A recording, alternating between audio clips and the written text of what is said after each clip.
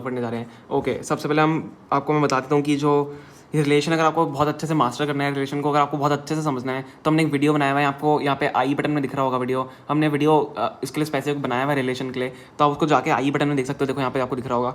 तो ओके, सो उसमें आपको सारी चीज़ें मिल जाएंगी, सारे आपको कॉन्सेप्ट आपके क्लियर हो जाएंगे। तो सबसे पहले अगर आपको नहीं आता रिलेशन, तो आप उसको जाके देख सकते हो। ठीक है, स्पेसिफिकली रिलेशन का ही वीडियो है। ओके, हम स्टार्ट करते हैं इस क्वेश्चन को। शो दैट द रिलेशन जो आर है in real numbers defined as relation हमें दिया हुआ है A comma B, A is smaller than equal to B. ठीक है, ये हमें कंडीशन, एक रिलेशन दिया हुआ है A is smaller than equal to B, is reflexive and transitive but not symmetric. इसका मतलब रिलेशन रिफ्लेक्सिव होगा, ट्रांजिटिव होगा, लेकिन सिमेट्रिक जो है वो नहीं होगा। तो हमें इसमें यही प्रूव करना है। तो सबसे पहले हम बात करते हैं इस रिलेशन की जो हमें दिया हुआ है। रिलेशन हमें क्या दिया हुआ है, A comma B such that A is smaller than equal to B, हमें यहाँ पे रिलेशन दिया हुआ है। ठीक है, अब क्लियरली अगर मैं यहाँ पे बात करूँ, अगर मेरे को ए, क्योंकि आप रिफ्लेक्सिव के लिए ऑब्वियसली ए कॉमा ए ही होता है, तो अगर मैं यहाँ पे बात करूँ तो ए कॉमा ए जो है वो हमारा रिलेशन में बिलोंग करेगा। A comma A belongs to R as A is equal to A. अगर मैं बी की जगह पे ए डाल दूँ, अगर मैं बी की जगह पे ए डाल दूँ, तो equal smaller than equal to है ही ना, ए स्मॉलर भी होगा ए से और ए इक्वल टू भी होगा, तो ए इज इक्वल टू ए यहाँ पे क्लियरली यहाँ पे आ जाता है। तो ए कॉमा ए तो रिलेशन में बिलोंग करता है, तो यहाँ से हम क्लियरली कह सकते हैं कि ए कॉमा ए रिलेशन में अगर बिलोंग करता है तो आर जो होगा हमारा रिफ्लेक्सिव होगा।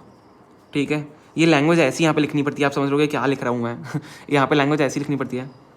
रिफ्लेक्स क्या लिख दिया मैंने, रिफ्लेक्सिव। ठीक है, आर जो है आर यहाँ पे रिफ्लेक्सिव हो जाएगा, क्योंकि ए कॉमा ए तो बिलोंग कर रहा है, क्योंकि ए इज इक्वल टू बी। अगर मैं बी की जगह पे ए डाल देता हूँ तो ए इज इक्वल टू ए हो जाएगा, तो ए कॉमा जो रिफ्लेक्सिव है, देखो यहाँ पे रिफ्लेक्सिव हमने कर दिया कि शो कर दिया कि रिफ्लेक्सिव है। अब हम बात करते हैं सिमेट्रिक की।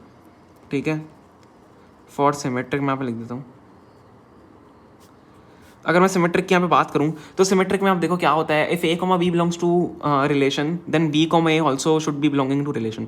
ठीक है, if A comma B belongs to R B comma A should also belongs to R. तो ये जो हमारा होता है वो सिमेट्रिक का जो प्रॉपर्टी है वो होती है। तो अब यहाँ पे ध्यान से देखो, अगर मैं एक एग्जाम्पल लेता हूँ 2 और 4 का। ठीक है, मैं 2 और 4 का यहाँ पे एग्जाम्पल अगर ले लेता हूँ, अगर मैं ए को 2 ले लेता हूँ, ठीक है, और बी को मैं 4 ले लेता हूँ, तो अगर मैं इस वाली कंडीशन में डालूँ इसको, ठीक है, अगर मैं इस वाली कंडीशन में डालूँ, चलो पहले लिख देते हैं 2,4 ए कॉमा बी जो है बिलोंग टू आर करता है। ठीक है, बिलोंग टू रिलेशन करता है एज 2 इज, अब देखो ए की जगह मैंने यहाँ पे 2 डाल दिया, ए की जगह 2 डाल दिया, is greater than equal to 4। ये तो एकदम कंडीशन, सॉरी ग्रेटर होगा, इक्वल नहीं होगा, इज ग्रेटर देन 4। तो आप ये देख सकते हो कंडीशन एकदम सही आ रही है। लेकिन अगर यहाँ पे मैं ये ए कॉमा बी है, लेकिन अगर वापस मैं यहाँ पे बी कॉमा ए ले लेता हूँ, अगर मैं बी कॉमा ए ले लेता हूँ तो इसके लिए जो रिलेशन है वो बी इज स्मॉलर देन ए आ जाएगा। ठीक है, लेकिन जो अब देखो, आप ध्यान से देखना, यहाँ पे 4,2 हो जाएगा, बी कॉमा ए के लिए 4,2 हो जाएगा। 4 ये जो है अभी रिलेशन में बिलोंग नहीं करता है। क्यों नहीं करता है रिलेशन में बिलोंग? क्योंकि जो 4 है वो 2 से ग्रेट है। अगर मैं यहाँ पे लिख दूंगा 4 इज स्मॉलर देन 2, यहाँ पे अगर मैंने बी कॉमा ए लिया और 4,2 लिया, तो ये वाला जो ये प्रॉपर्टी है ये आएगी यहाँ पे। तो ये जो प्रॉपर्टी है वो यहाँ पे गलत हो जाती है, ये तो ट्रू है हमारी, पर ये वाली जो प्रॉपर्टी है फॉल्स हो जाती है। सो आर जो होता है वो सिमेट्रिक नहीं होता। मैं वापस समझा रहा हूँ, ए को मैंने 2 ले लिया, बी को 4 लिया, आप कुछ भी लिख सकते हो, ए को 1 ले लो, बी को 2 ले लो। तो ए कॉमा बी जो है वो 2,4 है, जो हमारे रिलेशन है बन रहा है कि 2 इज स्मॉलर देन 4।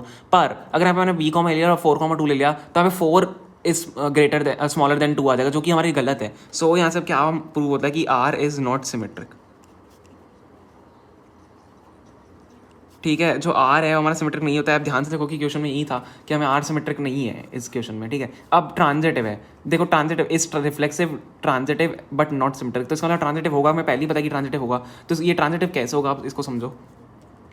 अगर मैं फॉर ट्रांजिटिव की बात करूँ, ट्रांजिटिव की अगर मैं बात करूँ, ट्रांजिटिव कैसे होगा। अब ट्रांजिटिव में क्या होता है कि if A comma B belongs to R, B comma C belongs to R, so A comma C should also belong to R. ठीक है, if A comma B belongs to R, B comma C belongs to R, so A comma C should also belongs to R. मैं इसलिए कर रहा हूँ, हमारा video देखो, अगर आपको नहीं है समझ में आ रहा है तो हमारा वीडियो देखो रिलेशन वाला, जाके उस चैनल पर अवेलेबल, और आई बटन में भी हमने डाल दिया। ठीक है, तो अब देखो इसमें क्या होगा।